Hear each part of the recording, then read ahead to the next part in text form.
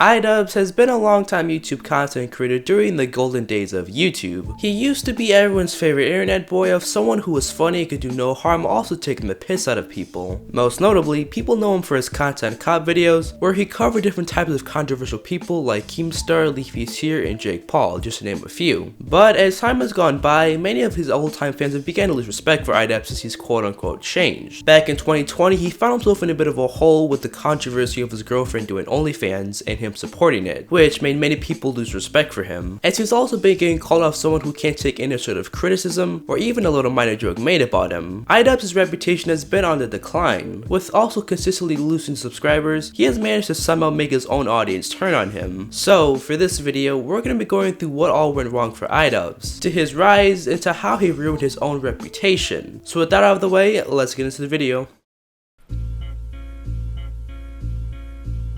On August 17th, 2012, a 22-year-old by the name of Ian Washburn would create the iDubbbz TV channel. Due to this being the early days of video creation, iDubbbz would do what everyone else was doing at the time, by uploading gameplay commentary videos on all sorts of different games. Hello everyone, and welcome back to another 7-day FPS game. This one is called Root Arena. But like always, these videos wouldn't do much for his channel, since this was what everyone else was doing at the time. But he would begin to start seeing more growth when he started to upload his Kickstarter Crap Series videos. Paintball Panda, The Bamboo Tales, your new everyday game. Which was a series of videos in which he reviewed really bad Kickstarter projects, and he reviewed these with his audience. Many people liked how iDubbbz sold to these projects and found them extremely funny, and over time, these Kickstarter crap videos would begin to be his main types of videos across his channel. But this would begin to open up doors for new types of videos, like his Bad Unboxing series, his Indiegogo series, and iDubbbz Complain series. His growth at this time was pretty steady, as he would hit 100k subscribers in mid-2015. Today we're going to be talking about 100,000 subscribers. I needed to make a 100,000 subs video. You guys have said, oh, you're gonna do a video? You're gonna do a video? And I'm like, yeah, I'll do a video. But his channel would explode in popularity when he would introduce his most infamous series, his Content Cop series. His first Content Cop video being introduced in early December of 2015. These videos would involve iDubbbz going over a certain controversial creator's bad antics, their controversial history, or even just ridiculing their content and calling them cringy. Look at this smug piece of shit. Just sits on his bed eating a bag of Cheetos as his intro.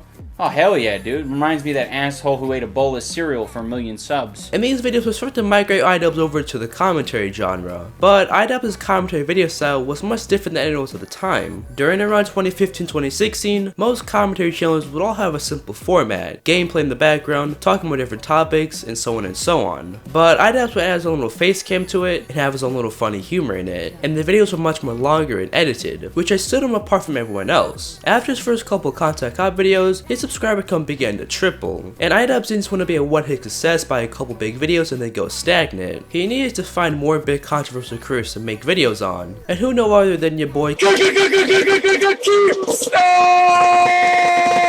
By 2016, Keemstar was one of the most hated content creators on YouTube, and iDubbbz took this as an opportunity to make a content cop on Keemstar, with the video having over 33 million views. In his 20-minute video, he goes over all of Keemstar's bad history, and some of the things that he does that people don't like. For example, he goes over how Keemstar said the N-word back in 2009, goes over how manipulative he is, and how he made an old man cry on stream. There are plenty of other things to insult the rat for.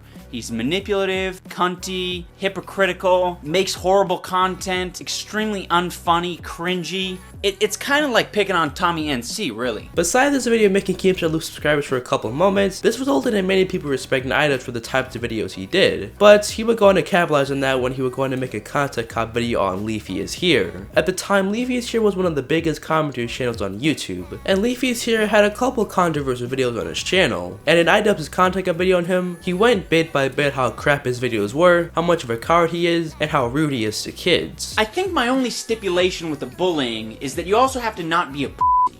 You see, because if you're a pussy and you're hiding your putrid, malformed chin behind your hand, your sleeve, or your microphone, you're showing people that you are extremely self-conscious. You're showing people that you're a pussy. and after, they would have a little minor beef, but iDubbbz was able to make fun of Leafy's chin, and was able to meme the hell out of Leafy, and would cause Leafy's chin to lose thousands of subscribers, as iDubbbz was able to make a name for himself as someone who could basically kill a YouTube channel. He's made more content comedies with people such as Rice Gum, Chana Mojo, and Jake Paul, but iDubbbz would get into a bit of drama with Chana Mojo, as she would claim that iDubbbz said the N-word and R-word, but he would then show old videos of Chana Mojo saying the N-word too. And to amp it up even more, iDubbbz showed up to Chana's meet and greet in California and took a picture with her and told her to say the N-word. This girl's gonna take a picture because this camera's up for the future. Say Fucking you know you're stupid, right? But this situation wouldn't really impact iDubbbz's reputation, as it really had no impact and was just funny and iconic. His reputation wouldn't be impacted until 2020. On March 9th, 2020, Anissa Jamha, aka iDubbbz's girlfriend, would make a tweet regarding her starting up on Onlyfans, as Anissa Jamha was a pretty popular person as she was a fairly decent sized streamer, and she was a pretty big influencer to people. So this resulted in some people supporting her decision, but majority of the people memed her and said how if they were iDubbbz they would leave her. People began calling Anissa a whore, and iDubbbz posed a little jokingly tweets, "I'm done motherfuckers, I'm done, no more Mr. Nice Simp," which was nothing more than a joke tweet. But about a week later, he would go on to make a rather more serious video called Sex Workers iDubbbz Complains, where he goes on to say how he doesn't like the people who make fun of his girlfriend and calling her all sorts of names, and also mentions that he doesn't like the fact that people are telling him to break up with his girlfriend. a good amount of people are just doing the reasonable thing and just making jokes and laughing about it.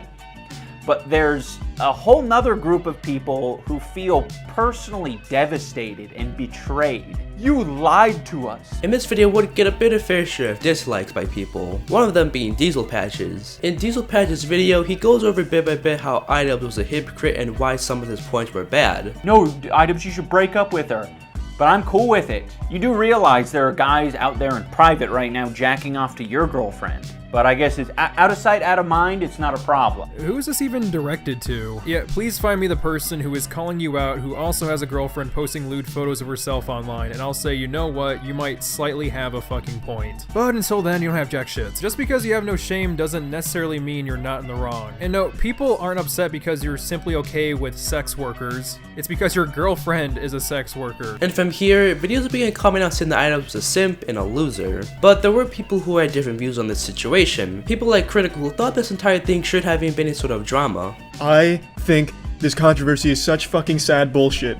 I think people are way too fucking invested in internet celebrities, and it's just genuinely pathetic. Now, I don't agree with every point iDubbbz made in the video, and I don't think that's a big deal. I don't fucking hate him because I disagreed with a couple of points, and I think overall, this shouldn't have even been a controversy in the first place, but because celebrity worship is so normalized in the world right now, people felt so entitled to tell iDubbbz how to live his life and what he's allowed to do and what he's not allowed to do. Then with all this drama building up, about a month later, Anissa would go on to make a video called Do I Regret Making an Onlyfans? And she would want to basically say that she doesn't regret making an Onlyfans at all. I mean, I wouldn't. But this video wouldn't receive the support that she was expecting, as most people in the comment sections called her a whore and delusional. Fast forward to April of 2022, iDubbbz and Anissa would go into the A3H3 podcast and explain more about the drama. Anissa goes on to say that when she created the Onlyfans, she was surprised when many of iDubbbz's fans turned on him when she started her OnlyFans, and says how she was confused why many of iDubbbz's fans thought that he was uncomfortable with her doing OnlyFans. I think the most disappointing thing to me is how many YouTubers that I respected had this weird view that Ian wasn't comfortable, like just assumed that Ian wasn't comfortable with what was going on. Literally our whole relationship has been like just mutual respect and understanding. Everything we've ever done, whether it's him or me, it's been like heavily talked about.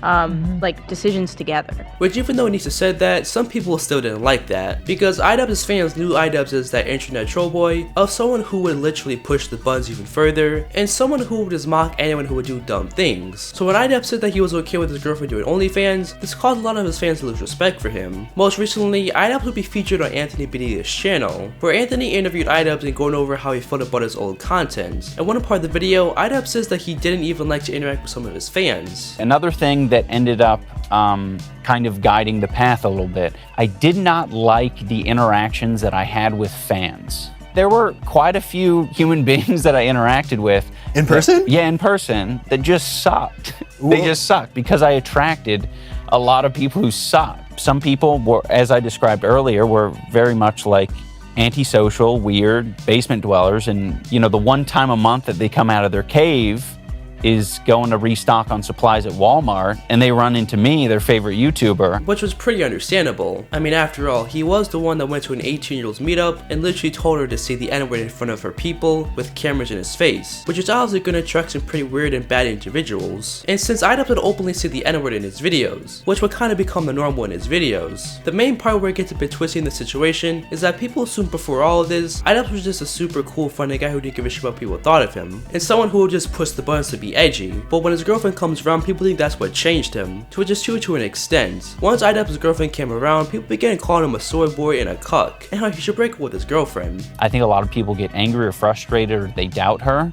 because they haven't heard it from me. But, you know, everything, like, she's my partner. You know, everything that she says, like, you know, for the most part, I'm down with.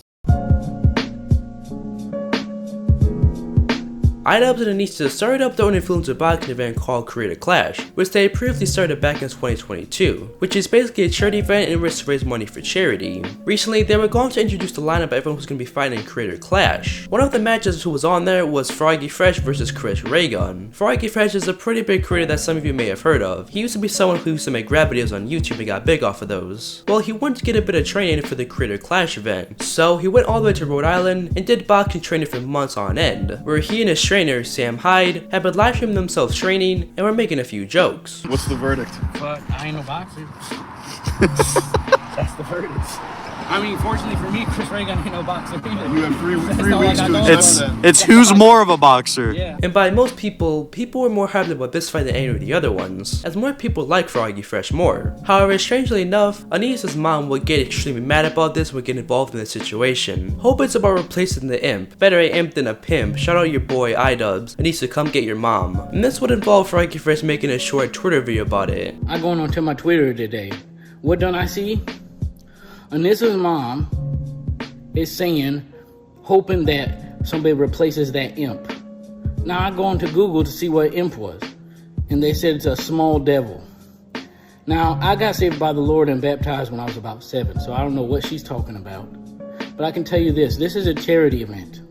So if Anissa's mom is going to be coming up in here talking garbage about me when she don't know a darn thing about me, I don't appreciate it. We're trying to raise money for charity. And once Froggy Fresh responded, Sam Hyde would go on Twitter and say, Anissa's mom is telling them to pull Froggy Fresh from the fight because he worked out with me for a week. Insane. Now the reason why all this is happening is because previously iDubbbz and Sam Hyde didn't even like each other in the first place, with their hatred towards each other started over a documentary about a year prior. A quick rundown of why iDubbbz hates him is because originally iDubbbz wanted to film a documentary with Sam Hyde, but things would get a bit chaotic when the High Wars channel would post a video called The Truth About iDubbbz, which was actually a failed documentary iDubbbz was making 9 months prior, and the two began to have a lot of disagreements with each other, which resulted in them going their separate ways. If you want to know the full picture, then I recommend you go watch Turkey Tom's video about why iDubbbz hates Sam Hyde, because I'm not gonna lie, the whole thing is kind of confusing. But Froggy Fresh were gonna make another response to Anissa's mom, as she just kept making weird tweets towards him. Guess what, internet? I got even more news for you.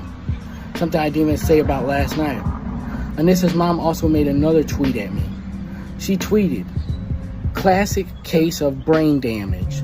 Better have that looked at, along with your obviously shrunken balls." And you would assume that's where everything would end. Well, no, because some of Froggy Fresh's tweets he made towards Anissa's mom would cost him his position in the boxing match. There has been a change in the lineup and Froggy Fresh will no longer be fighting against Chris Raygun. We will announce his replacement in the coming days. With just 3 weeks left, the countdown in Creator Clash 2 has begun. And absolutely, people have been enraged by this and saying how this isn't fair of them to do, because it isn't. And this has just resulted in more and more people saying how iDubbbz is just a super soft suck-up soy boy. Throughout this video, I've tried not to push the narrative that I think that iDubbbz is just some weak pussy, because in some cases that's not true, but this one is just pathetic, and just make him look like a super sensitive person. Kicking someone who went through months of training because you didn't like that person, and all because they just made some lighthearted tweets is just dumb. Plus, boxing training isn't something that's easy to go through. This is disgusting. I can't believe Creator Clash would ban I Am Froggy Fresh just because he made a joke about iDubbbz's wife, and they turn replies off. We know iDubbbz has gotten soft over the years, that's one thing, but this is totally different. Sabotaging your own charity event and wasting a fighter's time, training, and money, all because you and your woman couldn't satisfy your feelings for 2 seconds and get over it. I'm really disappointed by this. Kicking him for Twitter controversy after months of training is brutal. I don't think any of the jokes he made were intended to be mean, spurred on shit or anyone. Hopefully they reconsider this decision. If they want to remove him, they absolutely can.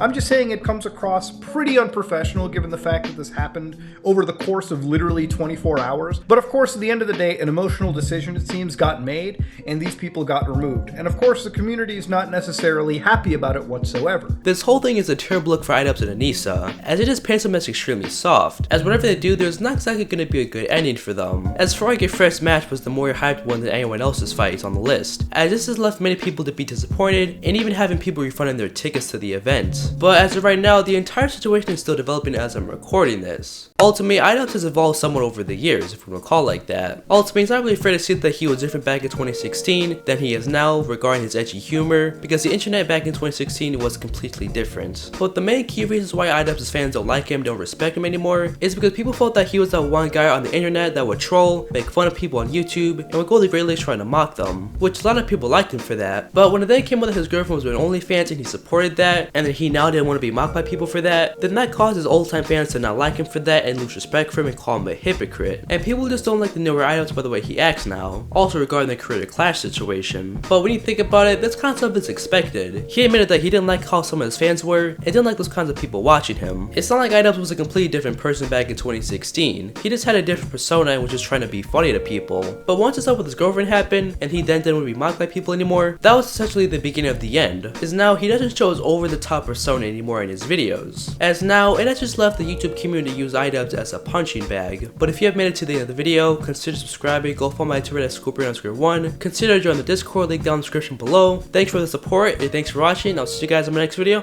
Peace out.